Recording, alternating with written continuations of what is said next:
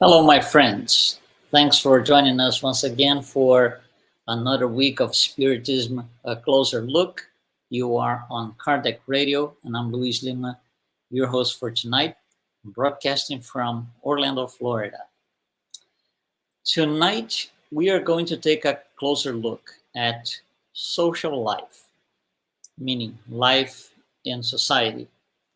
And life in a society, it can be at times very challenging, with struggles and problems and difficulties. And that's what it is uh, uh, for most of us.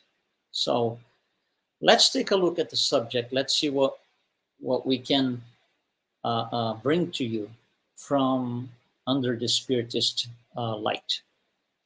So, first thing, society, if we can understand what it is society itself is an institution. However, it's an institution whose mindset, intellectuality, morality are defined by the sum of all mindsets, morality levels, and intellectual levels of their members.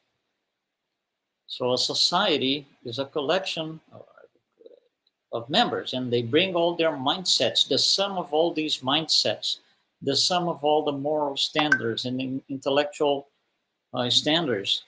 That is what composes the societies. So, that being said, there is no default morality for any society. There is no such a thing because society does not have a default. It's composed by, its members and all their problems and difficulties and all of that, because the members are ultimately spirits. We can't see from the spiritist point of view, we should not see the members of a society as simply people. They are spirits. They are more than that. They are immortal spirits. So it doesn't make sense when we refer to a society to refer to the institution only. It doesn't make sense. We have to attach its members and their moral standards, their intellectual level, and so and so and so. So when we say society, that's all included. It's not only the institution by itself. No, the members are part of it. Now, a society can evolve, or I would say implode. Those would be the two extremes. So society can implode or evolve depending on the nature of the spirits who are the members of this society. So society, and their members could be a progressive society, but it could also be a stagnant society that's not going anywhere, it's not doing anything. No one gets better. The society in general does not evolve. It could be just stagnant, depending on its members and their, like I said, morality, mindsets, and so. So every society has laws.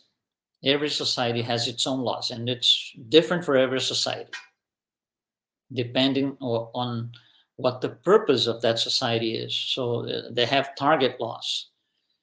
And the social laws for a certain particular society, they target uh, uh, a movement towards being a better society in general.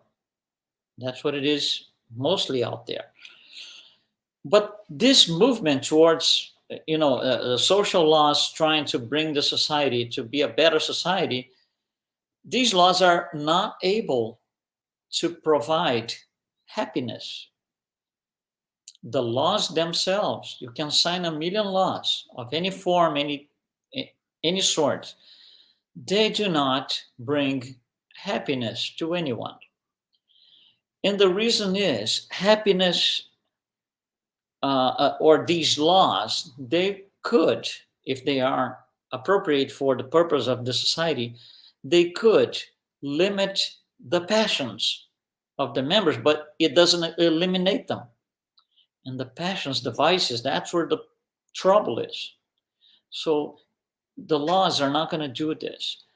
Second, the laws of a society do not transcend the lifetime of its members.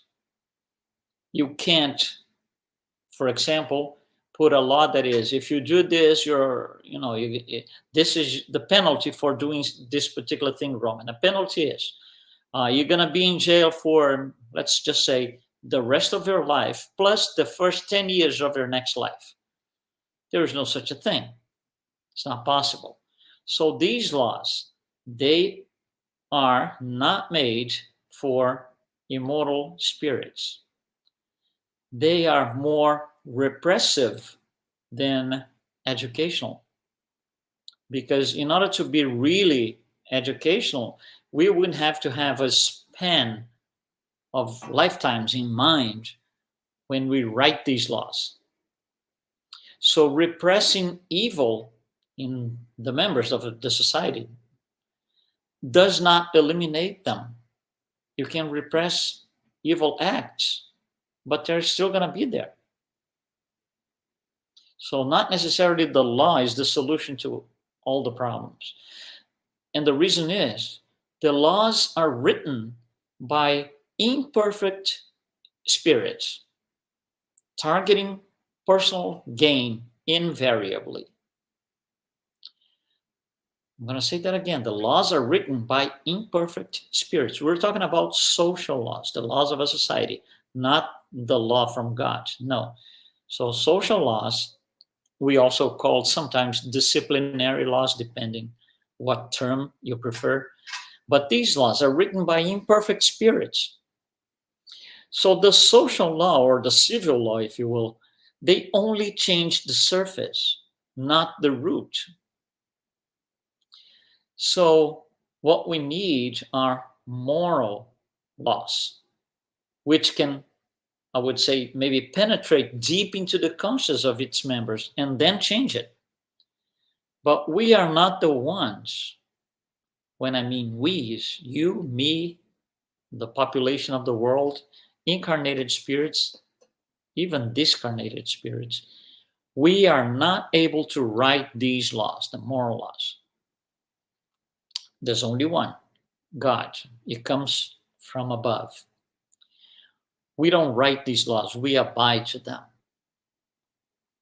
So, several societies write their laws, and some of these laws have, obviously, laws have impacts, but some of these laws, the impact is it reduces the ability of the intelligent principle advancement, right? Again, we are talking about Spiritism here, so the members are not simply people, the members are spirits.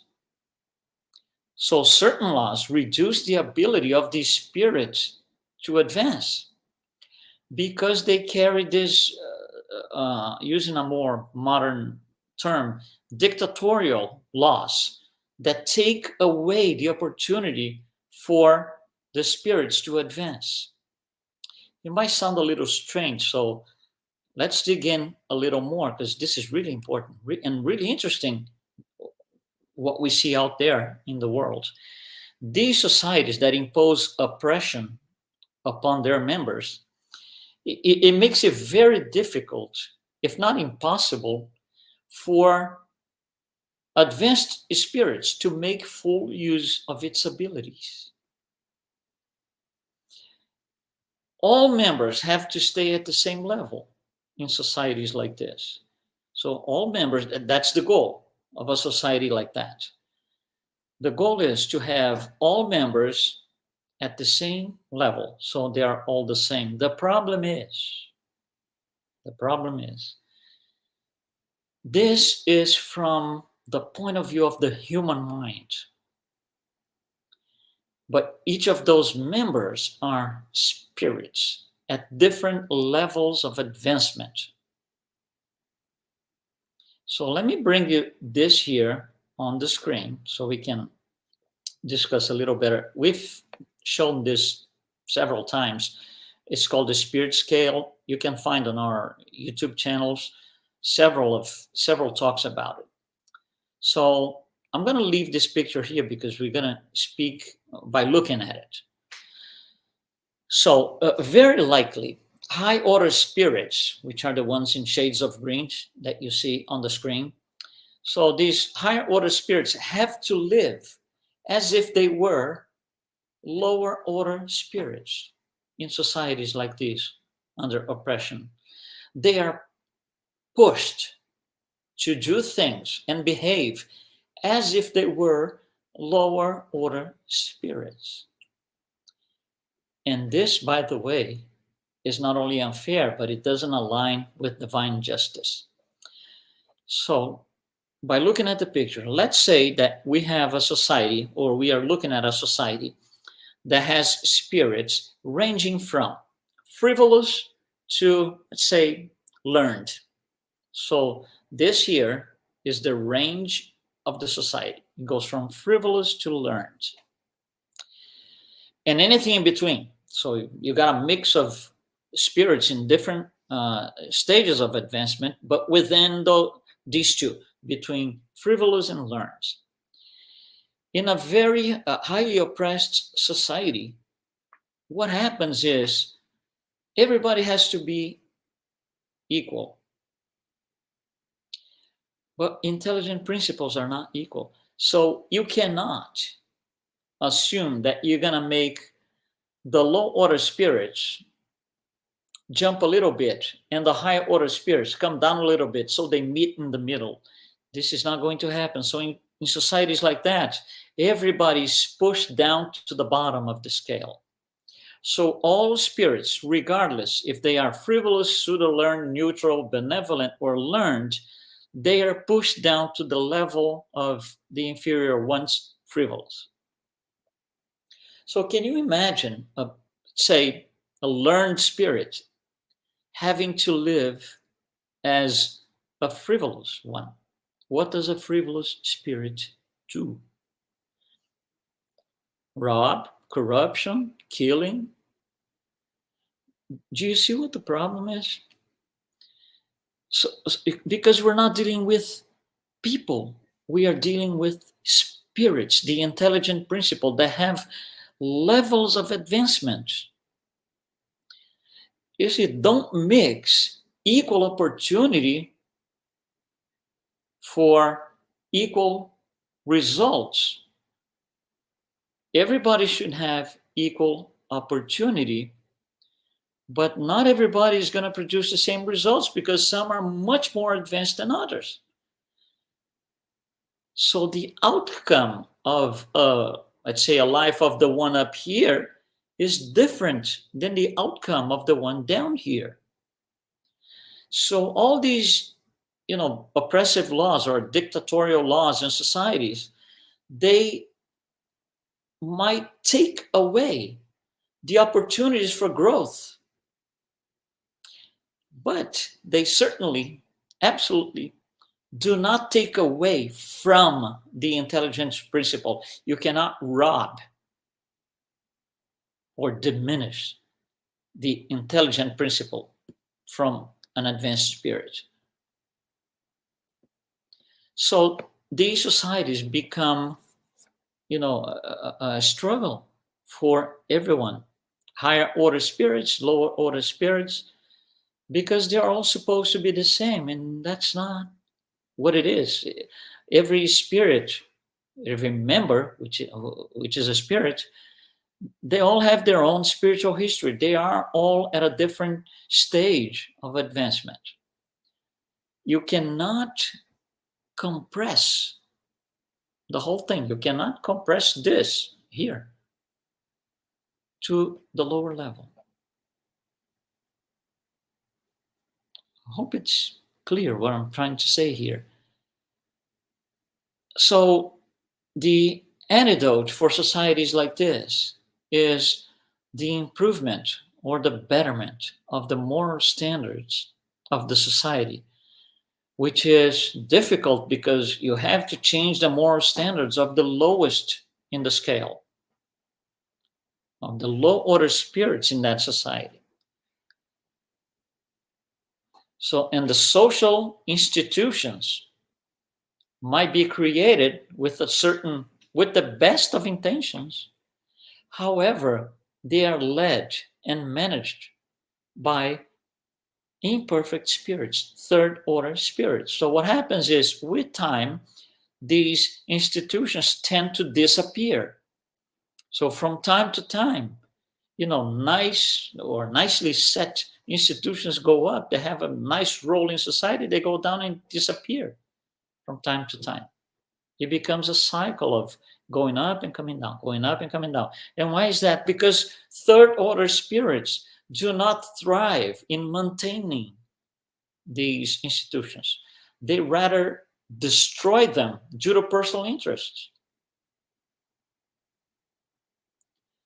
You see, if I am to be, if I'm, let's say I set my mind to be the leader of a society. Let's go back to the society that we took as an example between frivolous and learned. If I, you know, take the role of being the leader of a society, if I'm not at the top of that society, which would be the learned here, if I'm somewhere down here, I have to make everybody to be under me. Most people that want to just take power just like this, you know, I'm I'm the power. L'état c'est moi, right? So I have to bring everybody to the lowest possible level. So they are now all under me. And that's what happens with oppression. And this is around the world. It happens in different places. It happens at different times. Sometimes, in certain places, this is already past. In certain places, this is going on right now. Certain places are going to live through this in the future. But the problem is these spirits, third order spirits, cannot maintain institutions, even if they were created by themselves at times with the best of intentions. They implode the society by compressing the supposedly level of intelligent principles. Our imperfections lead to miseries, moral miseries, material miseries. Imperfections deliver for each one of us, because it's collective, right? The imperfections are per person, which makes the society imperfect. So personal imperfections, if you think about just one person, those imperfections deliver the message to the body in the form of illnesses and diseases, which is a form of destruction. We were talking about destroying institutions. The body is an institution, right? The body is an institution. So our imperfections deliver a message to the body in the form of diseases and illnesses. And that's what a planet like Earth is. This place for moral education, also a hospital. It's a school and a hospital because we are all morally sick. We need to undergo treatment. This is the place for it until we advance. Intellectual progress comes before moral progress to increase the chances of the spirit having more discernment to make better choices in the future. So first you intellectually advance and say, oh, now I understand. I have to make better choices. And then we make better moral choices. Now, not necessarily intellectual progress leads to moral progress, because the spirit might advance intellectually, but morally it still wants to stay behind. It can use its intellect to bring buildings down, to create wars, to be masterminds of crimes and terrorism, and it goes on and on and on. We are living in a world of influencers of all types. But where are the influencers of righteousness? Where are the influences of good moral, good ethics? They're hidden somewhere. They're not in social networks, not necessarily. So these influencers of righteousness, that's what we need. Those are the ones who are going to help the moral standards to change, which then makes the society change its laws to comply with the new standards. So these, dictatorial laws, these absurd laws, they're going to disappear. So how do we get better, right? First, we need to believe that improvement is possible. If you subscribe, or for those who subscribe to the materialist paradigm, that's not necessarily true. There is no need for improvement because your life ends, in a few decades. And from then on, there's nothing else. It's no, don't believe in life after death of any sort. So why improve? So first, we need to believe that improvement is possible. Second, we need to believe that improvement is necessary. And it depends on the belief system. Materialism is a belief system that believes in a certain thing.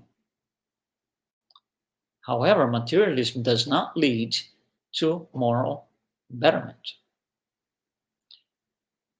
Social life or interaction between people on earth here might lead to betterment, depending on the spirit.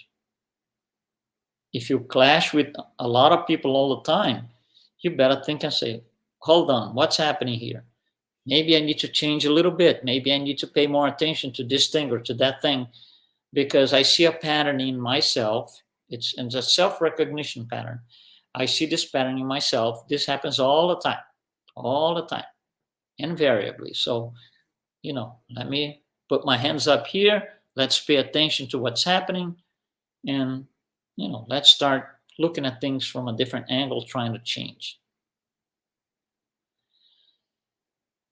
When we are, and we are all members of at least one society, if not more,